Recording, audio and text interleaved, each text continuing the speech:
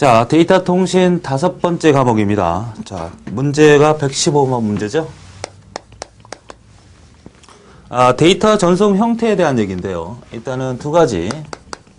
베이스밴드하고, 그 다음에 브로드밴드.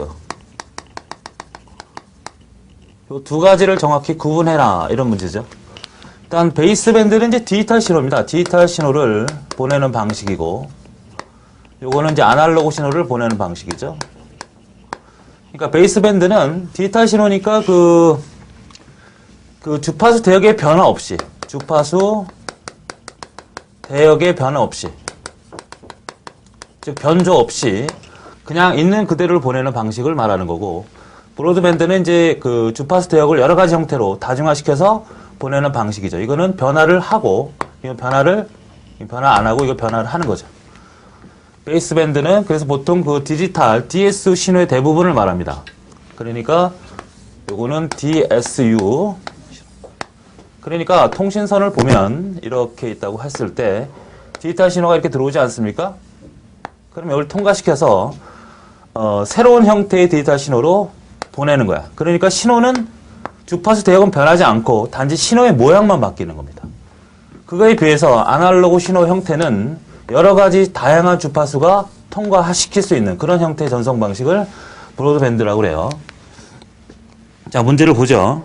원래의 신호를 다른 주파수 대역으로 변조하지 않고 보내는 방식은 베이스밴드를 말하는 겁니다. 이거만 잘 기억해 두셔도 돼요. 대부분 DSU 신호, 뭐 NRZ 이런 거 있죠.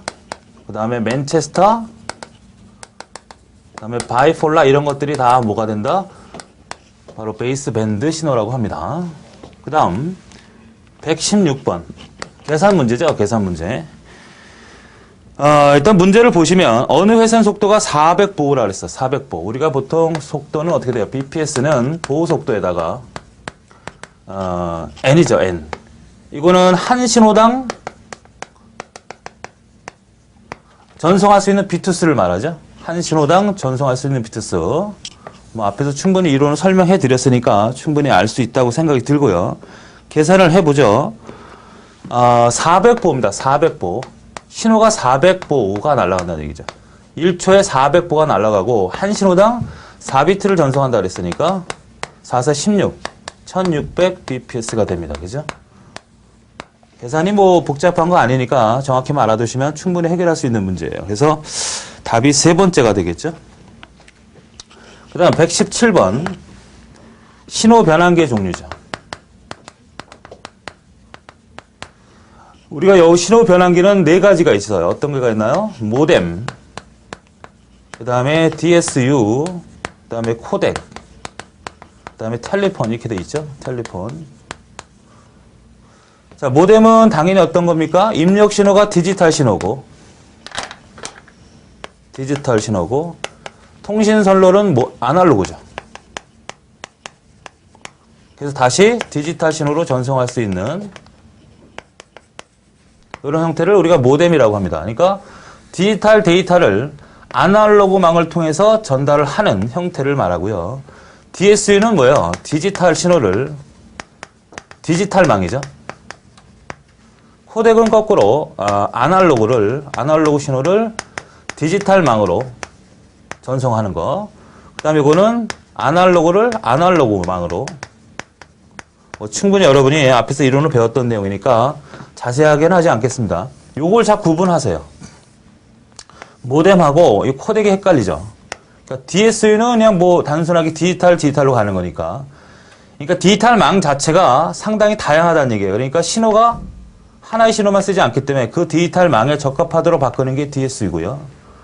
그 다음 모뎀은 우리가 일반적으로 쓰는 아날로그망, 즉 전화망이 있죠. PSTN. 여기다가 컴퓨터 신호, 디지털 신호를 전송하기 위해서는 신호 변환이 필요한데 그게 모뎀이다. 그 다음에 디지털망인 PSTN. 패켓망 혹은 인터넷망에다가 아날로그 데이터를 전달하기 위해서는 코덱이 필요하다. 가장 대표적인 게 바로 PCM이라고 그랬죠. PCM. 자, 그럼 문제를 보시면 신호 변환기의 종류가 문제로 다뤄진 겁니다.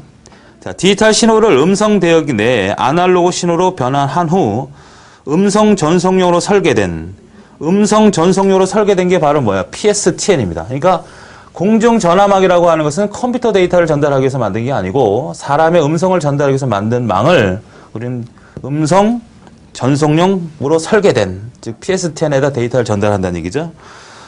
전송로를 송신한다든지 반대로 전송로부터 아날로그 신호를 디지털 신호 변환, 복조하는 장치를 뭐라고 한다? 모뎀이에요, 모뎀. 그러니까 잘 구분하세요. 그러니까 모뎀은 아날로그 망으로, 코덱은 디지털 망으로 전달하는 그런 형태. 디지털, 아날로그, 디지털. 구분을 잘 하셔야겠죠. 자, 그 다음에 118번입니다. 모뎀의 신호 방식입니다. 이 모뎀의 신호 방식이 네 가지가 있죠. 잘 나옵니다. 모뎀. 하나는 ASK, 하나는 AFSK, 그 다음에 PSK, 그 다음에 QAM. 네 가지. 어떻게 보내는 거죠? 모뎀이라고 하는 것은 입력 신호가 뭐가 돼요? 디지털이 되죠. 디지털. 그러니까 들어오는 자료가 00, 10 이렇게 들어오면 0, 1 이렇게 들어온다고 합시다. 데이터가. 그러면 이걸 아날로그 망을 통해서 보내야 되니까 이 ASK는 진폭이죠. 0은 좀 작게 이렇게 쓸게요. 그 다음에 1은 좀 크게, 0은 좀 작게, 1은 크게, 1은 크게 이렇게 보내는 게 바로 ASK죠. 그 다음에 FSK는 어떻게 보내는 거예요? 0, 1, 0, 1, 1이라고 하면 FSK는 주파수를 다르게. 그러니까 0일 때는 한 번, 1일 때는 좀 많이 주는 거죠. 0일 때는 한 번, 이거 많이 주는 거. 여기 또 많이 주는 거. 이런 형태로 데이터를 구분하는 걸 FSK, 주파수 편의 변조라고 그래요. 그 다음에 ASK는 모양이 좀 다르게. 그래서 0, 1, 0, 1, 1. 디지털 신호가 이렇게 들어온다면 얘는 뭐 이렇게 보내는 걸 0이라고 하면 1은 반대로 이렇게. 0은 이렇게, 1은 반대로. 이렇게. 보내는 방식을 우리가 PSK라고 합니다.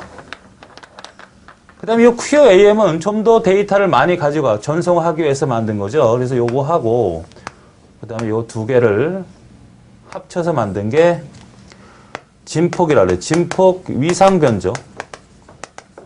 그래서 가장 대표적인 고속 방식을 말합니다. 요 네 가지에 대한 얘기를 물어보고 있는 거예요. 그러니까 구분을 일단 잘 하시고, 네 가지가. 신호를 보고서 어떤 신호다 하는 것도 이제 알아두셔야 돼요. 자, 문제를 다뤄보죠. 디지털 데이터를 아날로그 신호로 변환하는 변조 기법과 관련이 없는 건 뭐냐? 이 네 가지 중에 아닌 게 바로 PCM이 존재하죠. PCM은 바로 아까 코덱의 기술의 가장 대표적인 겁니다. 코덱의. 자, 그래서 답이 네 번째가 되겠죠. 그 다음에 119번 문제입니다. 119번 문제는 이제 PCM에 관련된 얘기죠. PCM. 이거는 아날로그 신호를 디지털로 바꿔서 다시 원래 아날로그 형태로 변환하는 그런 코덱 기술의 가장 대표적인 겁니다. 그래서 순서가 매우 중요하죠. 순서. 자, 신호가 들어오면, 즉 아날로그 신호가 들어오면 어떻게 해줍니까? 이걸 표본을 하죠. 표본. 표본화 시켜서, 그 다음에 양자화 시켜서 부호화 시킵니다. 부호화. 아날로그 신호가 이렇게 들어오면 얘를 목적이 뭐예요? 디지털 신호로 부호화시키겠다는 얘기죠. 그러니까 이런 아날로그 신호가 들어오면 표본을 따죠. 이렇게. 뭐 앞에서 충분히 설명했으니까 자세한 내용은 그 앞에 이론을 좀 더 참조하시고요. 자, 이런 신호가 들어오면 여기에 해당되는 값들 있죠. 함수 값으로 얘기하면 이 y 값들을 다 따내는 거죠. 그러니까 표본화 방식. 주파수가 만약에 4000Hz다 그러면 이거는 800번 따는 거죠. 그 다음에 양자화 방식은 요걸 뭐예요? 요거를 따게 되면 우리가 실수값이 나올 거 아니야. 소수점이 나오면 정수화 시키는 거죠. 이렇게 이런 형태로 만들어냅니다. 그리고 요걸 다 뭘로 바꿔요? 요 하나하나를 0과 1로 바꿔내는 거죠. 그리고 전송을 하면 0과 1이 날라올 거 아닙니까? 수신 측에서는, 받은 측에서는. 그러면 이걸 받아갖고 다시 이걸로 만들어내는 걸 복호하라고 그러고, 그걸 실제로 소리가 나올 수 있도록, 영상이 나올 수 있도록, 원래 신호로 나올 수 있도록 하는 거를 바로 여파와 필터링이라고 하죠. 자, 요 순서에 대한 문제입니다. 요 순서에 대한 문제. 자, 119번 문제 보면 PCM 방식의 변조 순서로 옳은 것은 뭐냐 이렇게 물어보고 있죠. 그러니까 신호, 표본화, 양자와 부호화, 더 들어가면 복화와 여파화. 이렇게. 요거만 잘 기억하셔도 되겠어요. 자, 그 다음 120번. PCM24 TDM이죠. 그러니까 PCM을 지금 이러한 원래 기술을 가지고 다중화시킨다는 얘기입니다. 일단 여러분이 꼭 기억하셔야 될 게 뭐냐면 이 PCM은 뭐예요? 시간 분할 다중화. 시간 분할 다중화 방식을 쓴다는 거예요. 그러니까 사람의 음성을 보낼 때 이제 기술이 발전이 되니까 한 통신선로에 24개의 음성을 다중화시키겠다는 얘기예요. 그러니까 요 속도가 얼마냐면 원래는 사람의 음성을 4000으로 봤을 때 4km, 4000Hz죠?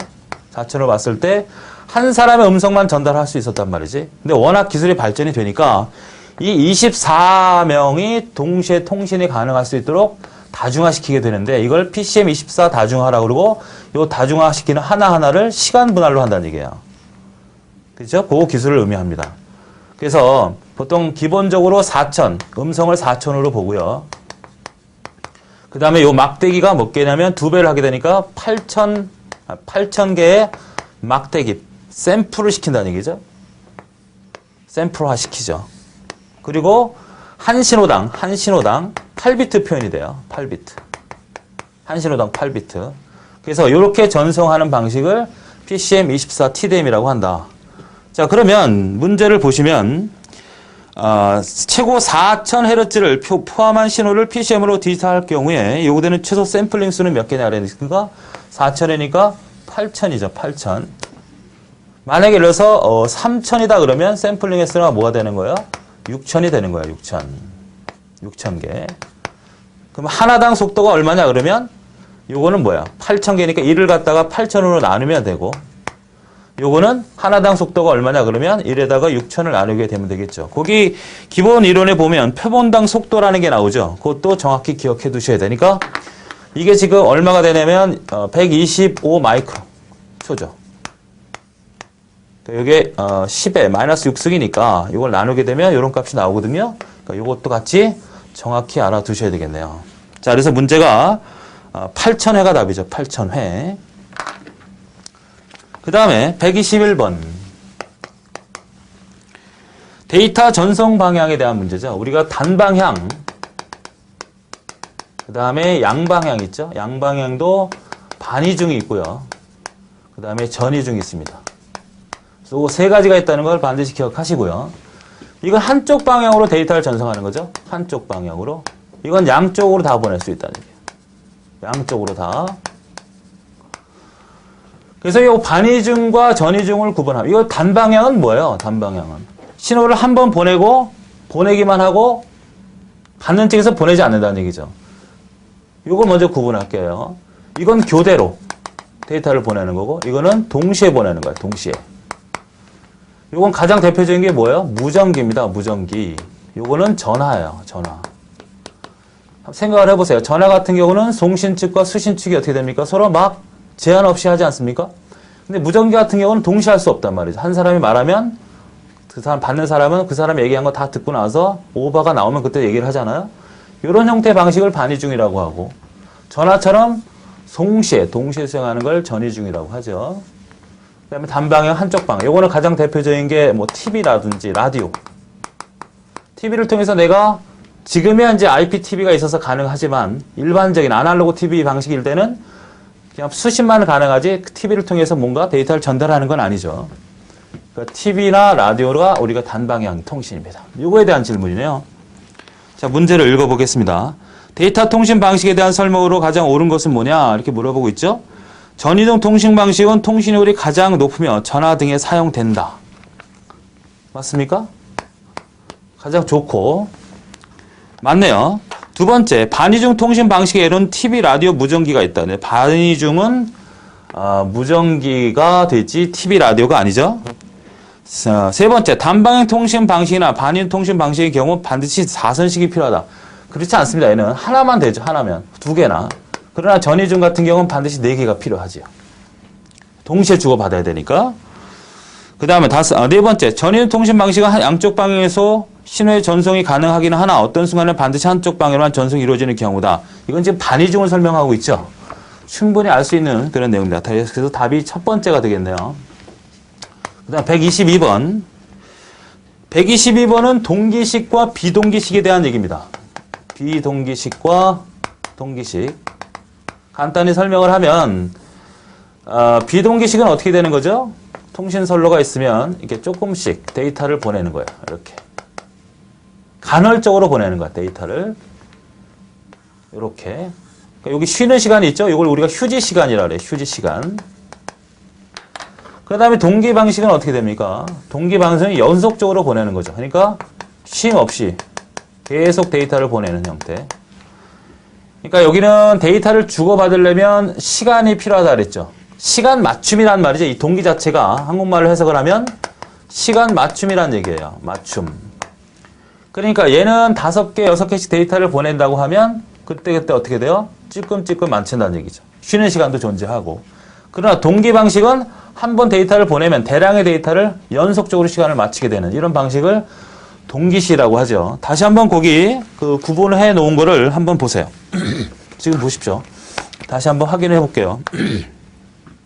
비동기 방식은 어떻게 됩니까? 간헐적으로 시간을 맞춘다. 맞죠? 연속 동기는, 동기식은 연속적으로. 얘는 독립적이라는 얘기죠. 얘네들이 독립적이고, 얘는 한 번 시작이 되면 다 같이 일률적으로 가야 되기 때문에, 종속적이라고 할 수 있는 거고. 그 다음 얘는 문자 단위입니다. 5비트나 6비트, 7비트씩 보내기 때문에 그 단위를 보통 우리가 문자라고 해요. 그러나 얘는 뭐예요? 플레임이라고 그러죠. 플레임. 그러니까 구조화된 많은 데이터를 보내니까 어디는 뭐가 있고 어디는 뭐가 있고 이렇게 미리 약속된 데이터 열이 필요하다는 얘기죠. 그런 구조화된 걸 플레임이라고 하죠. 여기는 쉬는 시간이 있다. 여기는 쉬는 시간이 없다. 그 다음에 이거는 지금 이런 거 좀 맞진 않지만 BPS 이하일 때는 비동기식으로 전송하는 게 좋고 1200 BPS 이하 이상일 때는 동기식으로 전송하는 게 좋다. 속도의 개념이 과거 방식이지만 우리가 시험 문제는 계속 이렇게 나오니까 요 수치도 정확히 알아두셔야 되겠고요. 그 다음에 뭐 ASK, FSK 요거는 그 다음에 스타트 비트, 스톱 비트가 필요한 건 있죠. 자, 그런 형태로 쭉 보시면 되겠고 문제를 풀어보도록 하겠습니다. 동기식 전송으로 설명을 옳지 않은 것은 뭐냐 이렇게 나와 있죠. 정해진 숫자만큼의 문자를 묶어서 일시에 전송한다. 맞죠? 이게 플레임 방식이라는 얘기예요. 정해진 숫자만큼 문자예요. 그러니까 데이터를 보낼 때 그 데이터가 구조화되어 있다는 얘기죠. 그걸 플레임이라고 해요. 플레임은 다 동기식입니다. 그 다음 HDLC, SDLC가 바로 정해진 규칙에 대한 플레임 구조를 말하는 거죠. 그것도 역시 동기식이죠. 그러니까 여러분 플레임이라고 하면 다 어떤 방식이라고 보시면 돼요. 동기식 전송이라고 생각하셔야 됩니다. 그 다음에 수신 측은 처음엔 0인 상태인 스타트 비트를 감시함으로 송신 개시를 알 수 있다. 그러니까 이 플레임 같은 경우는 어떻게 됩니까? 맨 앞에 동기 문자라는 걸 부여해요. 그러니까 한 비트 한 비트가 아니라 8비트나 7비트를 동기화시킬 수 있는 문자를 보내게 되죠. 이건 동기 문자라고 그래요. 근데 이거는 데이터가 작기 때문에 0이나 1이나 0으로 시작점이나 끝점을 알게 되겠죠. 그러니까 이 얘기는 지금 비동기식 얘기죠. 지금 문제는 동기식 전송에 대한 질문을 해놓고 바로 스타트, 스톱 비트, 비동기식의 특징인 문제를 다뤘기 때문에 세 번째가 답이죠. 전송률과 전송 속도가 높다. 그렇습니까? 그 다음에 123번입니다. 전송 제어 문자에 대한 얘기죠. 전송 제어 문자. 요거 10가지는 반드시 기억하셔야 돼요. 우리가 데이터를 보낼 때, 요 플레임으로 데이터를 보낸다고 했죠. 만약에 데이터 방향이 이쪽이라고 하면, 뭐 1과 0과 이런 것들이 날아가면, 그냥 0과 1을 보내게 된다면, 그 0과 1에 대한 내용이 어디서부터 뭐가 뭔지, 데이터인지 뭔지 모르잖아요. 그래서 여기다가 뭔가 제어 문자를 보내게 되는데, 그 제어 문자를 전송 제어 문자라고 한다. 그래서 첫 번째가 뭐죠?